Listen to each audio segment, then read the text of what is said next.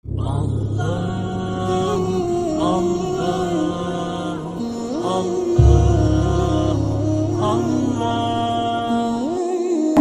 ونصلي على رسوله الكريم اما بعد فاعوذ بالله من الشيطان الرجيم بسم الله الرحمن الرحيم ان الله وملائكته يصلون على النبي يا ايها الذين امنوا صلوا عليه وسلموا تسليما اللهم صل على سيدنا شفيعنا حبيبنا نبينا مولانا ملجانا محمد بارك وسلم صلاة وسلام عليك يا رسول اللہ صلی اللہ تعالی علیہ وسلم۔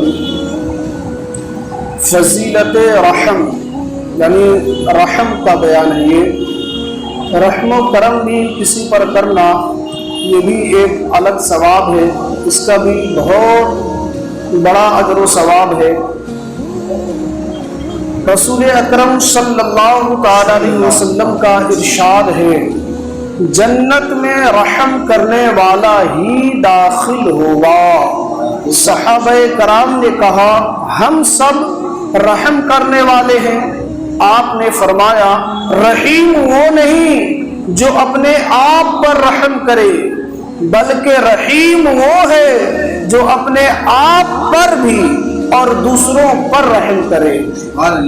رحم کی حقیقت اپنے آپ پر رحم کرنے کا مطلب یہ ہے کہ خلوص سے دل سے عبادت کر کے گناہوں سے کنارہ کش ہو کر اور توبہ کر کے اپنے وجود کو اللہ کے عذاب سے بچائے، یہ اپنے آپ پر رحم کرنا ہے۔ دوسروں پر رحم یہ ہے کہ کسی مسلمان کو تکلیف نہ دے۔ فرمان مصطفیٰ صلی اللہ تعالی علیہ وسلم ہے، مسلمان وہ ہے جس کے ہاتھ اور زبان سے لوگ محفوظ رہیں، اور وہ جانوروں پر رحم کرے، ان سے ان کی طاقت کے مطابق کام لے۔ حضور صلی اللہ تعالی علیہ وسلم کا فرمان ہے، ایک شخص سفر میں جا رہا تھا کہ اسے راستے میں سخت پیاس لگی۔ اسے قریب ہی ایک کنواں نظر آیا۔ جب کنویں سے پانی پی کر چلا تو دیکھا ایک کتا پیاس کے مارے زبان باہر نکالے پڑا ہے۔ اسے خیال آیا کہ اسے بھی میری طرح پیاس لگی ہوگی۔ وہ واپس گیا، منہ میں پانی بھر کر کتے کے پاس آیا اور اسے پلا دیا۔ اللہ تعالیٰ نے محض اسی رحم کی بدولت اس کے تمام گناہوں کو معاف فرما دیا۔ صحابہ کرام نے سوال کیا یا رسول اللہ صلی اللہ تعالی علیہ وسلم، جانوروں پر شفقت کرنے سے بھی ہمیں ثواب ملتا ہے؟ آپ نے فرمایا ہر ذی روح پر شفقت کا اجر ملتا ہے۔ اللہ نے جس چیز کے اندر بھی روح ڈالی ہے وہ تمام چیزوں پر، ان تمام مخلوقات پر رحم کرنے کا ثواب ضرور ملتا ہے۔ حضرت انس بن مالک رضی اللہ تبارک و تعالی عنہ سے مروی ہے کہ ایک رات حضرت عمر رضی اللہ تعالی عنہ گشت لگا رہے تھے کہ آپ کا گزر ایک قافلہ سے ہوا۔ آپ کو اندیشہ لاحق ہوا کہ کہیں کوئی ان کا سامان نہ چرا لے۔ راستے میں انہیں حضرت عبد الرحمن بن عوف رضی اللہ تعالی عنہ ملے اور انہوں نے پوچھا امیر المؤمنین اس وقت کہاں تشریف لے جا رہے ہیں؟ آپ نے فرمایا ایک قافلہ قریب اترا ہے، مجھے ڈر ہے کہیں کوئی چور ان کا سامان نہ لے جائے، چلو ان کی نگہبانی کریں۔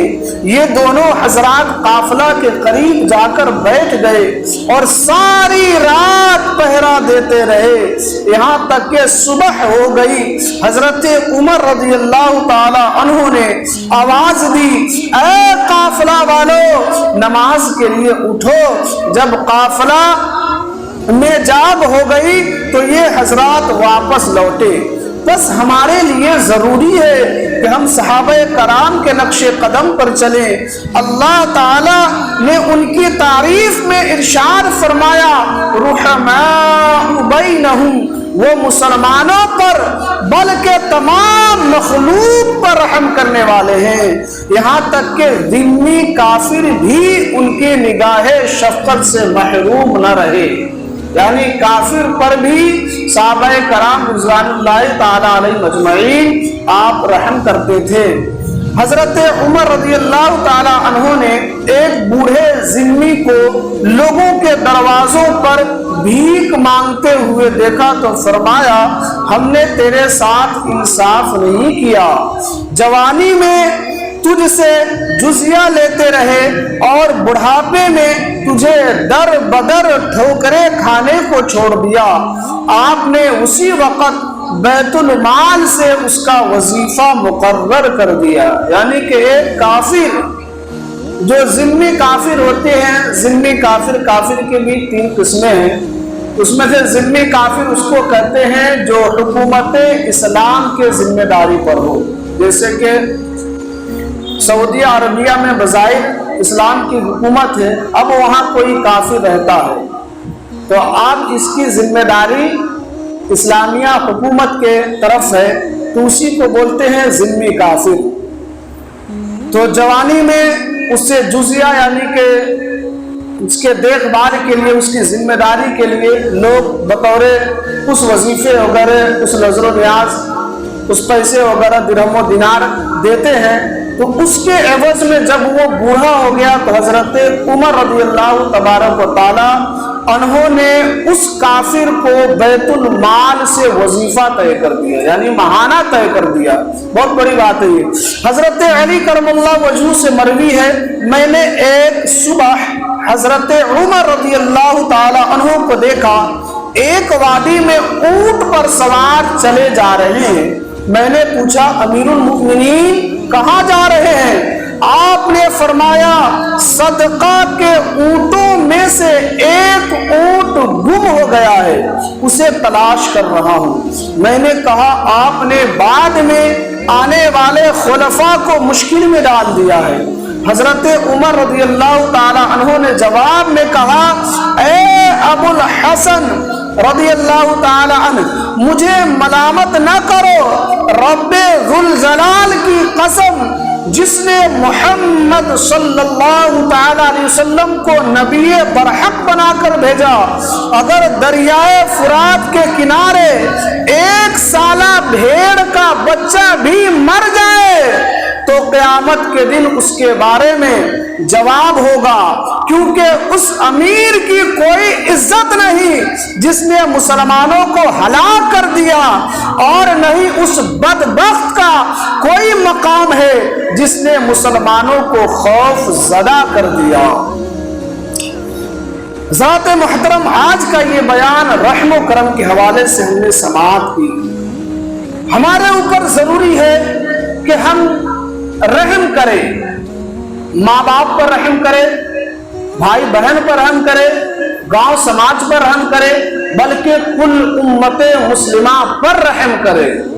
یہ نہیں کہ وہ اس کا بیٹا ہے تو میں اس پہ رحم کیوں کروں، یہ نہیں کہ وہ وہاں کا رہنے والا ہے، اس گاؤں کا ہے، میں اس پہ رحم کیوں کروں، نہیں، بلکہ آپ نے ابھی سماعت کیا کہ ایک قافلہ کہیں اور سے آ رہا تھا، رات کے اندھیرا ہو گیا، رات ہو گئی، تو حضرت عمر نے دیکھا کہ یہ قافلہ میں لوگ، بہت سارے لوگ ہیں، کہیں قافلہ والوں کا سامان نہ چوری ہو جائے، اس لیے آپ نے ان قافلہ والوں پر رحم یہ کیا کہ قافلہ والوں سے کہا تم سب سو جاؤ، میں رات بھر کر دیکھتا رہتا ہوں، تیری حفاظت کرتا رہتا ہوں۔ تو یہ اس طرح کے رحم ہر مسلمان کو پر لازم و ضروری ہے کہ ہم اپنے بھائیوں پر رحم کریں، ساتھ ہی جانوروں پر بھی رحم کرنے کا حکم آیا ہے۔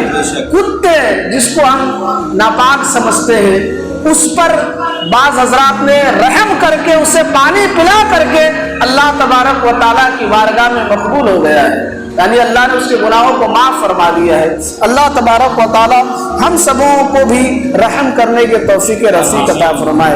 اللہ